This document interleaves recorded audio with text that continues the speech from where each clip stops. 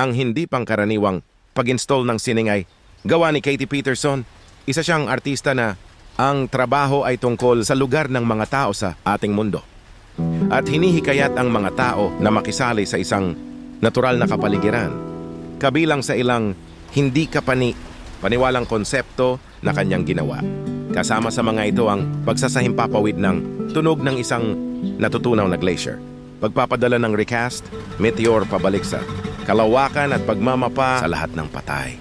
Ang particular na pag-install na ito ay tinatawag na hollow sa likhang sining nito na kinabibilangan ng higit sa 10,000 natatanging species ng mga puno ang natipon sa buong mundo. Ang mga sample ng kahoy ay maituring na pinakabihira, pinaniniwalang kakaiba. Mayroong ilang mga sample mula sa cedar ng Lebanon, ang fen palm at ang puno ng Methuselah na pinaniniwala ang pinakamatandang puno sa mundo.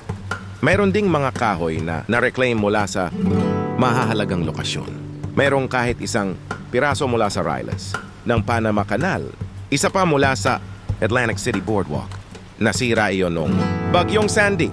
Noong 2012, nakipagsanib-puwersa si Patterson sa mga arkitekto na sina Zeller at Moore upang makabuo ng disenyo ng libong bloke ng kahoy.